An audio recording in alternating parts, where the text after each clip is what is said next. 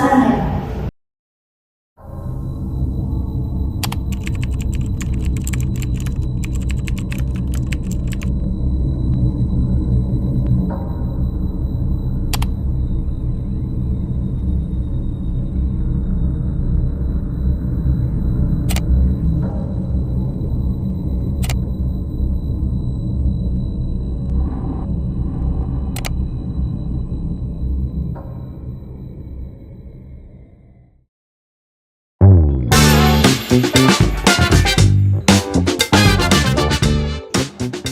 Assalamualaikum warahmatullahi wabarakatuh. Jadi pada siang hari ini kita kedatangan tamu narasumber yang sangat-sangat spesial dari kelas 12 MPK 2. Baik, langsung saja Dek ya, saya akan menyapa kalian semua di sini. Mungkin boleh perkenalan terlebih dahulu dari kakak yang sebelah sana. Hai, nama aku Syifa Yanibani, bisa dipanggil Syifa. Halo, nama aku Akila dari Akroma, bisa dipanggil Daniel. Aku Azhara Mulia, bisa dipanggil Zahra. Dan saya Madia Rama sebagai moderator pada bincang-bincang santai siang hari ini. Ini gak usah formal-formal ya, ini sekedar bincang-bincang santai saja. Kita harus bercanda, malah tegang, malah ngeblek, otaknya dia gimana ya. Baik, jadi pada siang hari ini kita itu akan ngobrol santai mengenai materi kita kelas 12 ini ya Rea, yang materi yang sangat luar biasa ini ya. Ya tentu bisa berpodcast seperti ini tentunya. Ya ini mengenai materi nasah mansuh. Jadi di sini kita akan mulai ngobrol-ngobrol santainya Rea, langsung saja ya. Kita akan mengulas sedikit demi sedikit tentang materi kita mengenai nasah mansuh kali ini. Sebelumnya mungkin kita mau refresh sebentar, cerita-cerita tentang kelas 12-nya gimana? Capek gak sih? Ya. Capek banget. Belum kegiatan di mahal, kita bergerak dari subuh sampai Jam 10 malam jam 10 ya. Belum hafalan buat paginya. Pinter banget. Oke, langsung saja ya. Kita akan mengulas satu persatu mengenai nasah mansuh kali ini. Apa sih nasah mansuh itu? Aku penasaran ya. Kalau nggak salah ya dari satu pernah ngomong ya, satu membatalkan pengamalan satu hukum syar'i dengan menggunakan dalil yang datang kemudian. Dan di situ ada dua unsur yang berkaitan dengan nasah. Yang pertama, nasah sendiri, yaitu pembatalan hukum yang telah ada. Yang kedua, nasih, yaitu dalil yang datangnya kemudian, yang menghapus hukum yang telah ada. Mansuh itu hukum yang dihapuskan atau hukum yang digantikan. Oh, berarti kalau nasah itu dalil yang sudah ada bisa dihapus seperti itu. Iya, betul. Kalau mansuh itu pengganti dari dalil yang sudah dihapus itu. Ya, mansuh itu dalil yang dihapus. Oh, maksudnya sudah dihapus. Namanya dari. oh, maksudnya mengganti, maksudnya sudah dihapus gitu. Oh, berarti kayak itu ya, kayak bahasa Arabnya menghapus apa deh ya? Imsah. Ya, pengusaha tuh. Ya. Gak sia-sia kita belajar bahasa Arab selama 3 tahun ini ya. Iya. Terus berikutnya aku pengen tahu nih Re, apa sih macam-macam nasah mansuh itu? Ada berapa macam sih? Kalau macam-macam nasah sendiri itu dibagi menjadi 3. Yang pertama itu sunnah dengan sunnah. Contohnya itu kayak larangan ziarah kubur yang dihapus, yang awalnya itu nggak boleh terus menjadi boleh. Terus ada nasah dengan Al-Quran. Contohnya itu kayak dulu kan kalau sholat itu menghadap ke Baitul Maqdis ya. Kemudian turun surat Al-Baqarah ayat 194 yang mana itu diperintahkan untuk menghadap ke Mekah atau kiblat Ka'bah. Nah, kemudian yang ketiga nasah Al-Quran dengan Al-Quran. Nah, tapi ini ada dua pendapat nih. Ada yang bilang gak boleh, ada yang bilang juga itu tuh ya sebenarnya Al-Quran dengan Al-Quran ini hanya mengganti hukumnya aja, bukan meniadakan hukum gitu. Jadi ada dua pendapat. Yang pertama itu bilang katanya sebenarnya itu nggak ada. Ada yang kedua itu bilang kalau misalnya ada hukum yang sebelumnya. Berarti pada intinya macam-macam nasah mansuh itu ada 3 macam. Yang pertama tadi sunnah dengan sunnah, terus berikutnya apa? Sunnah dengan Al-Quran, terus Al-Quran dengan Al-Quran, seperti itu. Oke. Ya bisa dicatat ya teman-teman ya. Jadi macam-macam nasah mansuh ada 3. Yang pertama Al-Quran dengan sunnah, sunnah dengan sunnah. Berikutnya Al-Quran dengan sunnah. Yang ketiga Al-Quran dengan Al-Quran. Oke. Terus berikutnya aku penasaran nih, Rek, apa sih syarat-syaratnya sama ini, Rek? Apa cuma ya udah dihapus gitu? Ada syarat-syaratnya berarti ya? Ada. Oh, ada ya. Masih syarat Kita ambil dari beberapa ulama itu berpendapat. Yang pertama syaratnya nasah mansuh itu hukum yang terkandung pada nasi atau nasah atau sesuatu yang dihapus itu harus bertentangan dengan hukum mansuh atau hukum yang hapus. Jadi hukumnya itu harus beda, yang awalnya nggak boleh Ya, itu boleh. atau sebaliknya. yang awalnya boleh jadi ya boleh. Oh gitu. Terus yang kedua itu yang mansuh, ayat yang mansuh itu harus lebih awal daripada yang di nasah. Oh, Gimana ya? jadi yang dihapus itu harus lebih awal daripada yang benar-benar Ya, gitu. itu mansuh itu yang dihapus. Ya, maksudnya dihapus. Terus yang ketiga itu hukum yang dinasah itu harus menyangkut dengan perintah, larangan, dan hukuman. Ini tuh maksudnya bukan gimana ya, syariat. Oh, itu yang diubah itu bukan apa agama yang tauhid, keyakinan, dan kayak gitu kan kita nggak boleh berubah kayak kita Itu ketetapan Allah gitu ya kalau kayak kita kayak berubah, kita lihat ke bawah sih bersiapa itu Ya, kita nggak boleh. bukan masalah itu, tapi lebih ke masalah kayak bacaan dari oh gitu. adalah apa amalan beda juga dari itu. Gara-gara amal sama beda. Terus lagi sekarang yang keempat, hukum yang dinasah itu tidak terbatas waktu tertentu. Berarti dia dia harus berlaku sepanjang masa. Oke. Terus yang kelima, hukum yang terkandung dalam mansuh itu ditetapkan sebelum munculnya nasih. Gimana? Hukum mansuh itu? Hukum mansuh itu yang ditetapkan itu harus muncul sebelum ayat nasih. Oh, berarti benar sebelum nasinya itu muncul. Iya, Seperti jadi itu. muncul. Baru ya, oh gitu. Berarti nggak perlu langsung diubah gitu ya? Maksudnya sebelumnya. Terus yang keenam, nasuh itu harus sama dengan nasuhnya. Misalnya kayak ayat yang dihapus itu gimana? Ayat ya. Dari ayat yang hapus itu statusnya harus sama kayak yang dihapus. Yang menghapus itu statusnya harus sama kayak yang menghapus. Maksudnya pembahasannya ya, loh. bukan. Kalau misalnya yang satu dari yang pertama itu khawatir. Oh ya. Ahad sebaiknya itu kita ngambil yang sama-sama khawatir. Oh seperti itu.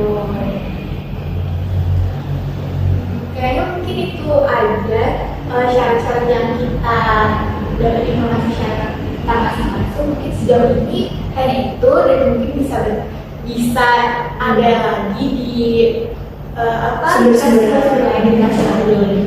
Berarti pada intinya sumber yang telah kalian dapat ini ada 6 syarat ya. Ya. Mungkin bisa dicatat ya teman-teman yang ada di sana. Baik. Berikutnya Rek, kan tadi kita kan sudah mulai pengertian syarat-syarat macam-macam. Nah, aku pengen tahu gimana sih cara kita mengetahui kalau ayat ini tuh bakal dimana masa itu gimana? Bakal dimaksud gimana? Nah, cara mengetahui itu ada 3 cara. Yang pertama, itu nasnya jelas. Kayak ayat yang secara tegas menunjukkan bahwa satu ayat itu menggantikan ayat yang lain.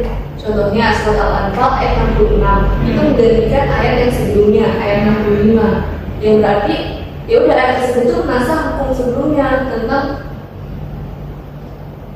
ketidakbolehan bersetubuh kalau nggak salah ya ya tanpa ayat 66. Berarti cara mengetahui yang pertama itu nasnya itu harus jelas ya. Dari ayat yang Ya udah tegas gitu. Kalau yang kedua itu tentang dari ijma ulama. Maksudnya kesepakatan ulama. Itu kesepakatannya ulama. oh ijma ulama itu kesepakatan ulama ya. Kesepakatan ulama yang mengatakan bahwa suatu dalil menggantikan dalil yang lain. Dan ijma itu hanya menunjukkan mana nas yang nasah dan mana nas yang nas. Berarti yang kedua itu cara matanya dengan ijma ulama yang jelas ya. Oke, selanjutnya itu adalah tarikh atau kronologi, yaitu keterangan waktu yang menunjukkan urutan berlakunya dua nas yang berbeda. Nas itu yang datang belakangan itu disebutnya nasah, dan yang datang awalan dulu atau yang datang duluan itu namanya mansukh gitu. Oh berarti kronologi ini intinya bahas tentang waktu gitu. Tadi gimana yang datangnya awal itu disebut dengan mansukh, yang datangnya terakhir itu namanya nasakh. Oh seperti itu. Jadi teman-teman, cara mengetahui nasakh mansukh menurut sumber-sumber yang kakaknya ini itu ada 3. Tadi yang pertama nas yang jelas, yang kedua menurut ijma ulama, terus yang ketiga tarikh atau mengenai dengan waktu gitu ya. Oke. Ya. Kita udah mengulas banyak-banyak ya tentang nasakh mansukh kali ini ya. Mungkin kita beri sejenak, beri sejenak, karena capek, haus dan sebagainya karena tadi matahari berat sekali ya. Mungkin bisa diminum ini airnya, dibuka aja gak apa-apa. Ini air Jember City kak. Wah, Jember City. Ini minuman khasnya 12 TK2 ya. Iya, apalagi Ria yang suka banget sama minuman ini ya. Aku agak gak dapet sedotan ya. Aku dapetnya gak dapetnya mau gini gitu ya. Dan sudah tidak apa-apa nanti saya. Maksudnya tidak apa-apa jangan main-main. Ini gratis kok. Bayarnya kan utang. Banyak utang sih. Kan kamu gak boleh gituin, kan dari sembuhan. Iya, aku utang kok ngomong ya. Disebut kan, bener kan? Bukan. Tapi belum sadar tadi nggak. Oh gitu. Tapi di luar ya. Halo. Izin dulu. Minum dulu ya. Silakan ngomong. Ini dingin pada air. Karena kena AC di kelas. AC itu udah 2.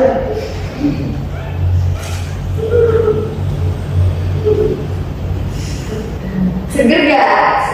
Seger banget. Sayang gak ada jajannya loh, maaf ya.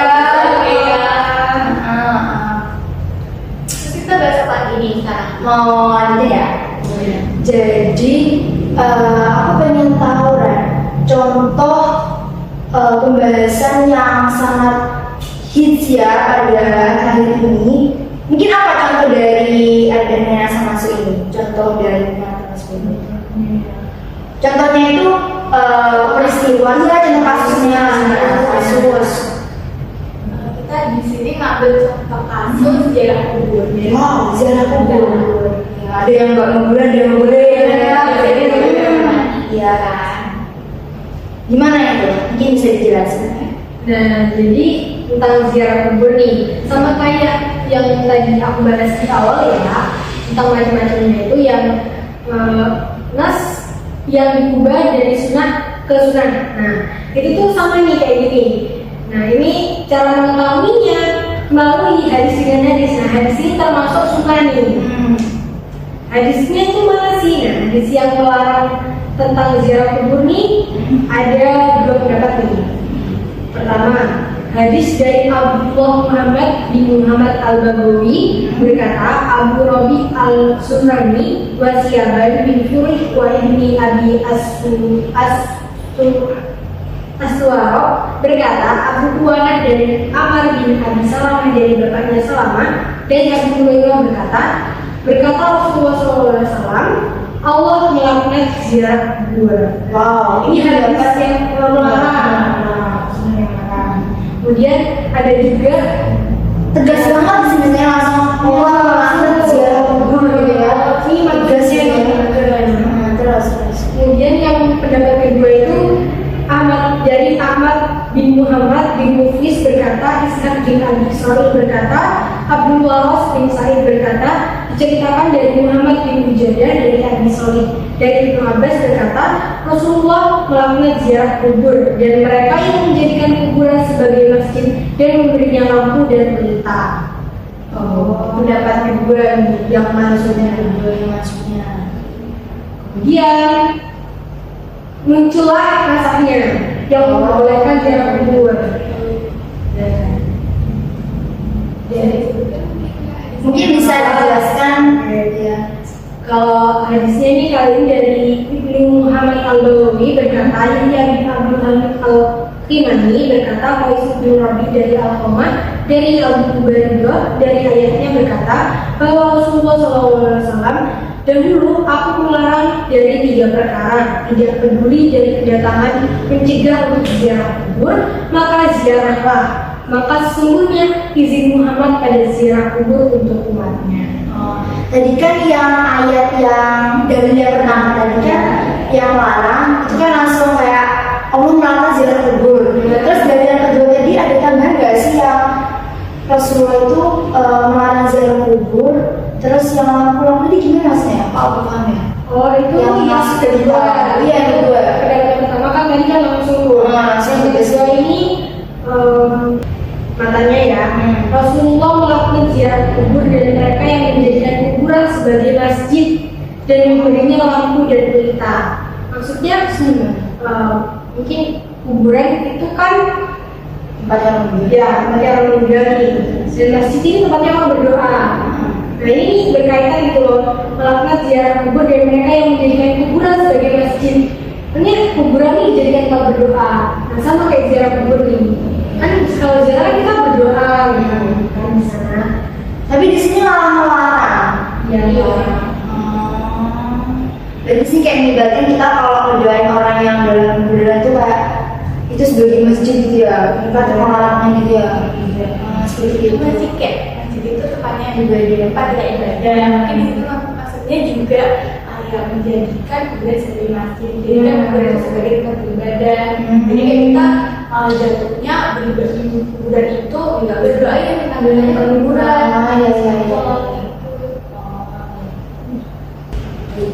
Terus yang dari yang memperbolehkan tadi Rasulullah memperbolehkan umatnya untuk berziarah kubur. Tapi Rasulullah kan tadi menyatakan bahwa di Rasulullah kan pernah melarang. Nah, itu apa alasannya sih kalau Rasul tiba-tiba memperbolehkan itu? Mungkin ada alasannya yang jelas. Kalau alasannya ini karena waktu itu kan zamannya masih jahiliyah ya. Sampai mengira-nya ya.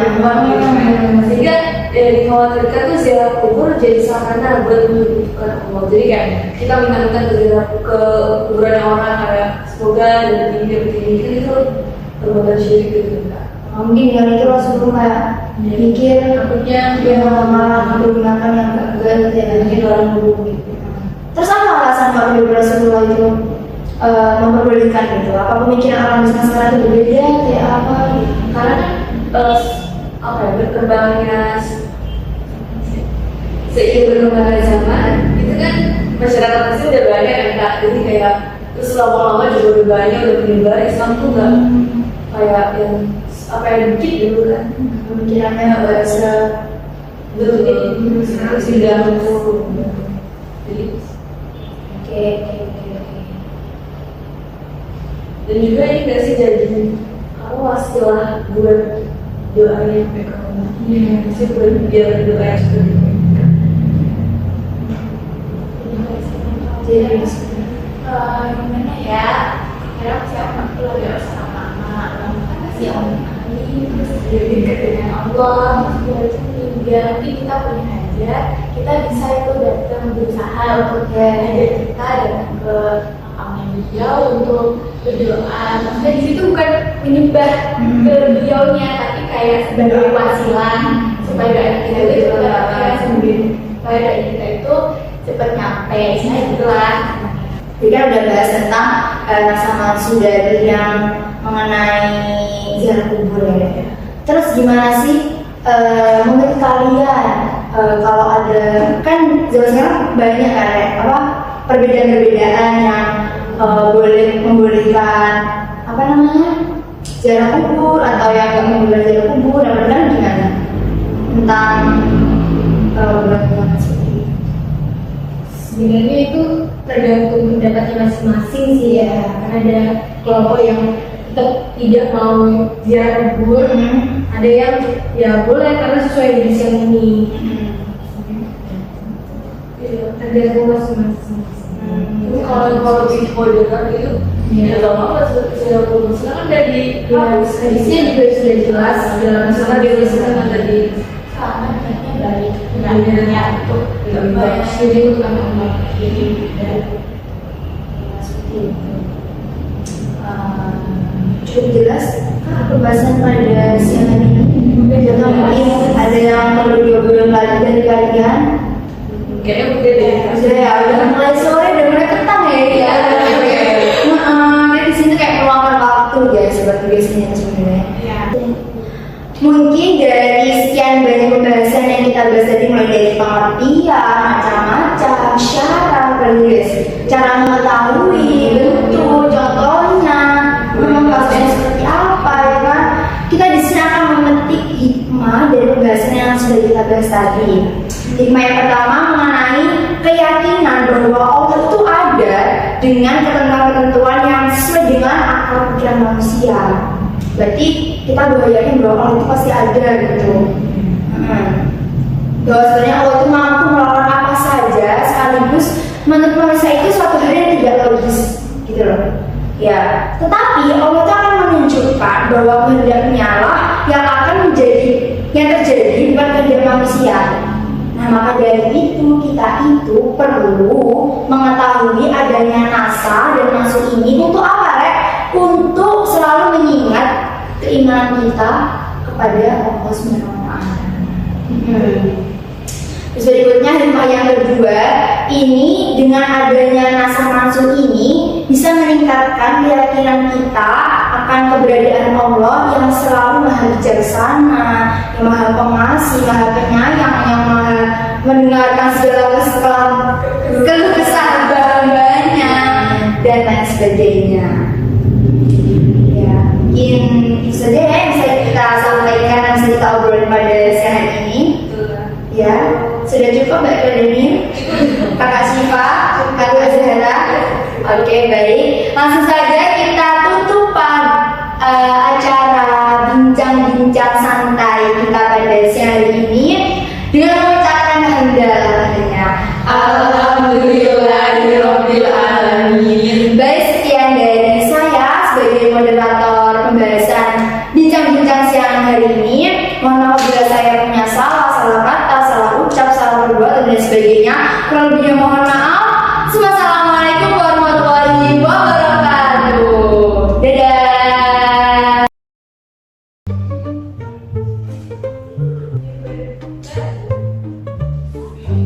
Itu pendapat dari siapa ya?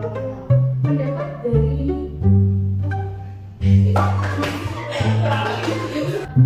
Ngobrol-ngobrol santai. Jadi kita akan memulai. Ya Allah, aku pasrahkan diriku sepenuhnya pada saat ini.